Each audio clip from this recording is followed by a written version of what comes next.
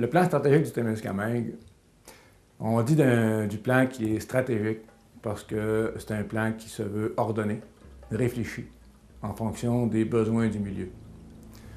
Le plan stratégique du Témiscamingue, c'est un plan de développement économique, culturel, social, communautaire. C'est pourquoi on dit de ce plan qu'il transcende tous les plans. Il devient alors la référence en matière de développement au Témiscamingue. Quand on le regarde comme ça a l'air simple, mais dans les faits, c'est très exigeant d'avoir un plan stratégique témiscamien. Exigeant dans le sens que ça exige énormément de concertation et une mobilisation certaine des leaders, des acteurs, derrière les priorités d'action qui ont été retenues. Cependant, au Témiscamingue, notre force, c'est cette capacité des leaders et des acteurs de travailler ensemble, de s'asseoir autour d'une même table pour convenir d'orientation, de priorités d'action et d'en assurer le suivi.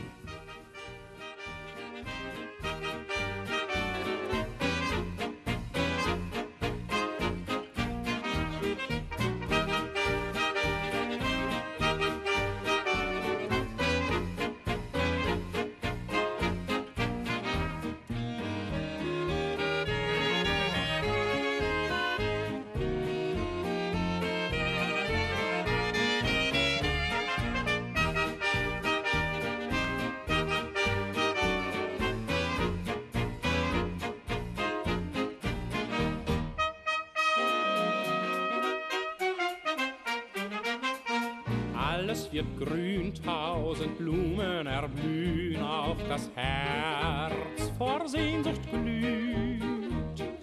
In dieser Zeit ist es wieder so weit, dass in puncto Liebe irgendwas geschieht.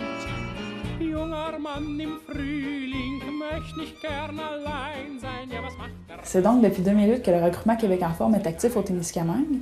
Parmi toutes les saines habitudes de vie qui existent, nous, on fait la promotion surtout de la saine alimentation et du mode de vie physiquement actif. À titre d'exemple, on a donné plusieurs formations à différentes intervenantes qui travaillent auprès des 0-5 ans pour qu'elles offrent davantage d'activités pour travailler le développement moteur de l'enfant et pour faciliter son apprentissage ensuite de ça à l'écriture et à la lecture à l'école. Aussi, il y a Margot Lacusto qui est allée rendre visite plusieurs fois aux petits des services de garde en milieu familial et des CPE. Et elle a cuisiné avec eux des petites recettes santé, là, autant des petits repas que des collations. Et finalement, il y a aussi toutes les écoles et les municipalités qui ont travaillé vraiment fort depuis le début de l'existence de Québec en forme et qui offrent davantage d'activités sportives après l'école, autant à leurs jeunes qu'à leur famille. Donc, ce qui est important de retenir, c'est que Québec en forme ne fait pas à la place de, mais on accompagne les gens dans la mise en place et la planification d'activités.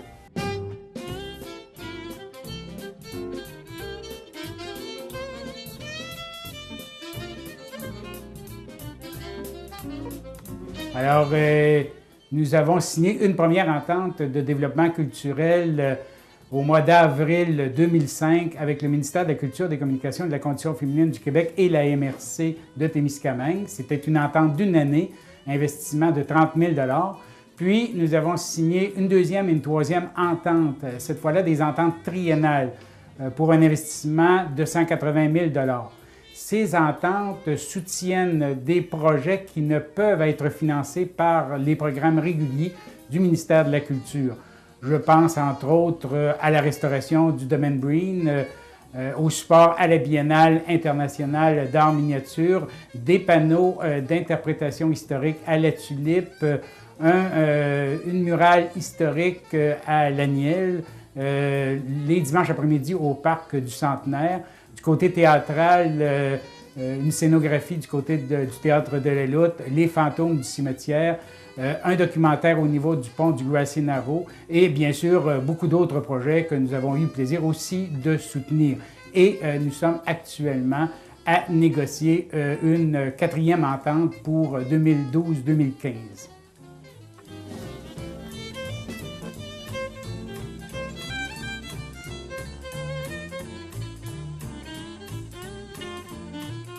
Divers projets importants dans le domaine de la santé ont vu le jour ces dernières années. Plusieurs d'entre nous se rappellent l'importante levée de fonds à l'automne 2005 pour avoir un SCAN et une coopérative santé sur notre territoire. L'inauguration officielle du SCAN a eu lieu le 16 novembre 2006. Quant à la coop santé, elle a ouvert ses portes à la population en septembre 2008. 9 médecins y pratiquent. Puis, le service d'hémodialyse a débuté ses activités en mars 2008 et 10 personnes peuvent bénéficier de ce service essentiel. Je tiens à remercier toutes les personnes qui se sont investies dans ces projets, car sans eux, ces rêves n'auraient pu devenir réalité pour le Témiscamingue.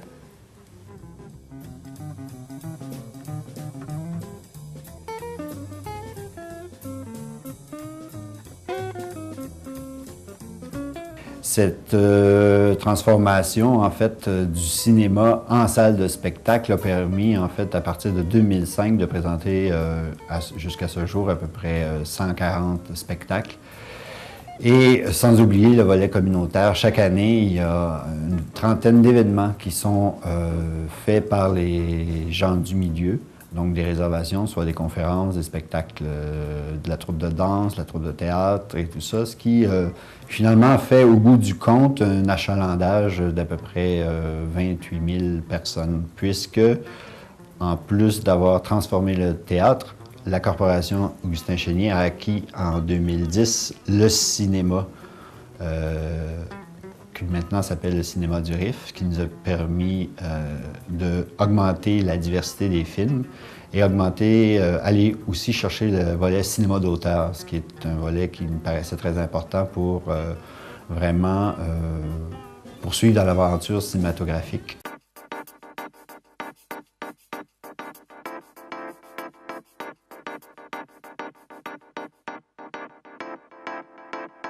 Dans le fond, c'est un comité consultatif que les élus se sont dotés afin de se concerter, de communiquer entre eux.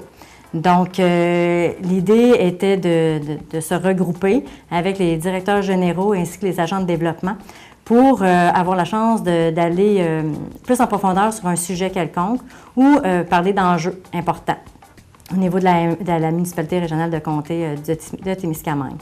Donc, c'est à peu près 2 à 3 rencontres par année. Et là-dessus, il y a à peu près 50 à 70 élus qui se rassemblent pour jaser ou pour discuter sur un sujet. Les différents sujets qui ont été abordés, il y a eu entre autres le suffrage universel, le préfet élu au suffrage universel. Il y a eu aussi au niveau de la vision de la MRC, donc avoir une vision commune de la MRC, le plan d'action et aussi au niveau du développement régional et aussi des agents de développement.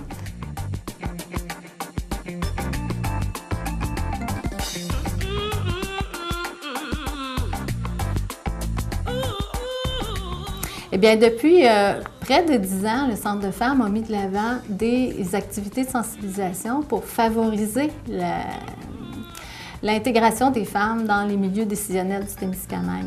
Il y a eu 3 volets dans nos actions, principalement auprès des conseils municipaux, où on a fait une tournée des conseils municipaux, on s'est adressé à eux pour favoriser une ouverture, une intégration des femmes, puis peut-être une réflexion sur le partage du pouvoir. Comme deuxième axe, on a travaillé auprès de l'électorat et des femmes pour que l'électorat soit sensibilisé à voter pour une femme. On a travaillé aussi dans les médias, démontré ça. Ça a favorisé aussi l'intérêt des femmes à aller se présenter aussi dans les conseils municipaux. Le troisième volet a été de travailler auprès des femmes intéressées à déposer leur candidature ou candidates aux élections, où on a travaillé individuellement. Et tout ça a donné des résultats parce qu'en 2009, bien, on se retrouve avec une équité de représentation au niveau des conseillères municipales et un peu moins au niveau de la mairie, mais à 20 %. Alors, il y a un petit peu de travail à faire, mais ça a avancé au niveau des mairesses. Au sein du Québec, on est la région qui a le plus eu de réalisations intéressantes, qui a atteint l'équité au niveau des conseils municipaux. Alors, c'est une grande fierté, puis on est prête à continuer.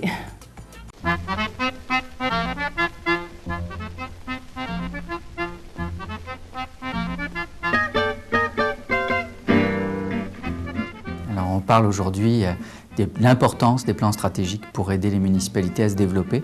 Alors, avec la planification, on avait dit qu'il faut absolument que les municipalités se donnent des plans d'action pour pouvoir prévoir où elles s'en vont 95% des municipalités ont été appuyées avec la société de développement pour se doter d'un plan d'action.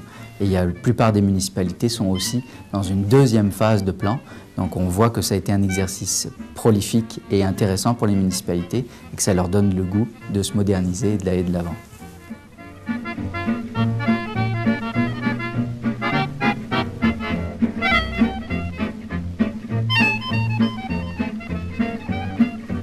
Lors de la première planification stratégique, la commission scolaire s'est engagée à maintenir ces établissements.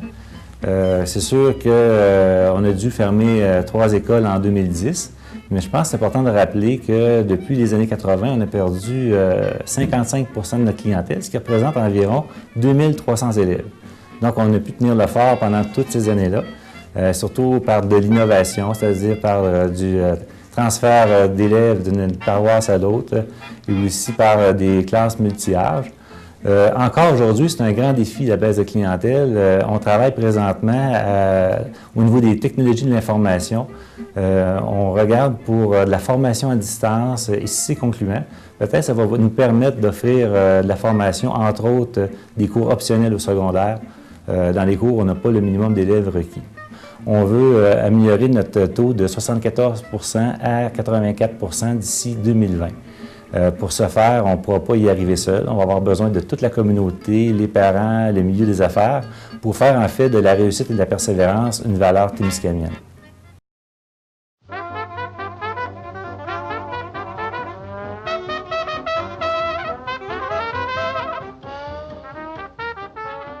Le projet de la station de recherche agroalimentaire de l'Abitibi-Témiscamingue, une constituante de notre université régionale, l'UQAT, est un bel exemple de l'aboutissement de beaucoup d'efforts de concertation sur le plan régional et de mobilisation sur le plan local aussi.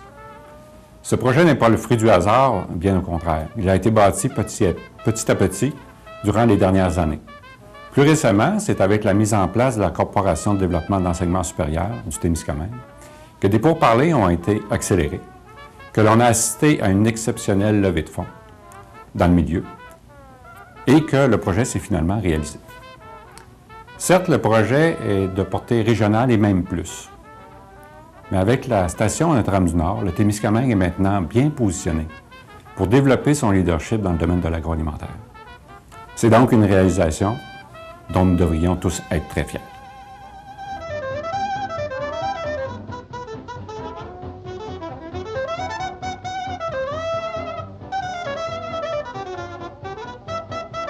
Depuis 2004, le programme d'aide à l'acquisition d'entreprises du Centre local de développement a permis à 32 jeunes de 35 ans et moins de procéder à l'acquisition graduelle d'une entreprise ou compléter leur mise de fonds pour l'acquisition d'une entreprise témiscamienne. 691 000 $ ont été investis pour des investissements totaux levés de 7 097 000 $. 73 % des montants prêtés étaient pour 23 jeunes releveurs dans des entreprises agricoles. Bonjour, je suis Isabelle Jacques, propriétaire de Pétrole de Témis à Ville-Marie.